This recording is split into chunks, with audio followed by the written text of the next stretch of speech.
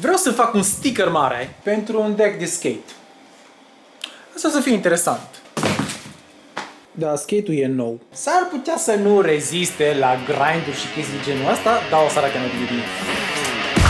Una alta să schimb autocolantul, pentru că o să folosesc un autocolant mai interesant un picuț aici.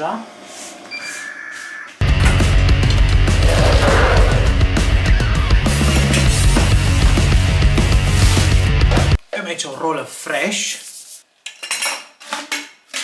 Sau mă rog, jumătate de rolă. Invers.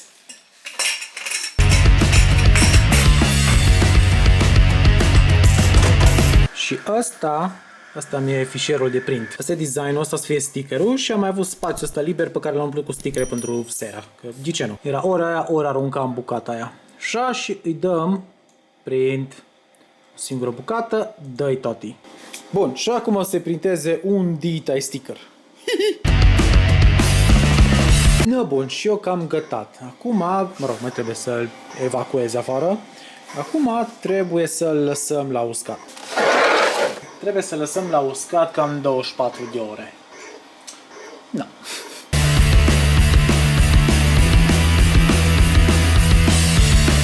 După aia putem să-l laminăm și bineînțeles să-l decupăm pe contur. Este a doua zi, după cum se vede, este îmbrăcat altfel, așa că putem să laminăm asta, să decupăm și dacă găsesc placa, să o și aplicăm.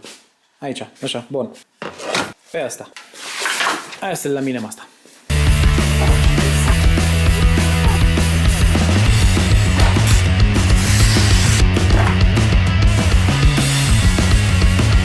Nu-i suc. Bun. Laminat. Cum l-a decupat cu ea. Să facem aici un test de decupare.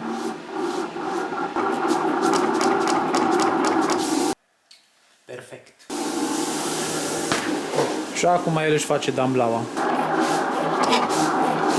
Zi-mi dacă vezi ceva dubios aici, dar cred că numai dacă ai sumă îți dai seama de fapt de situație.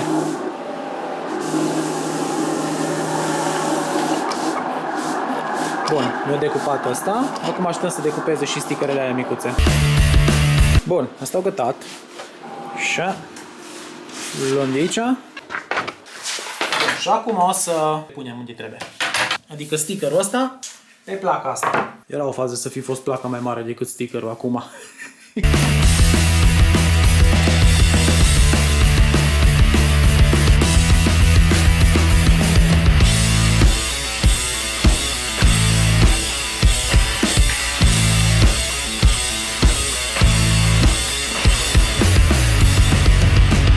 Și cam gata. No, arată mega mișto. Nu știu exact cum o să fie folosită. Știu că o să fie folosită la niște filmări pentru Blacklist, dar nu știu dacă efectiv o să fie montate și roțile sau nu. Și efectiv o să se dea cineva pe ea.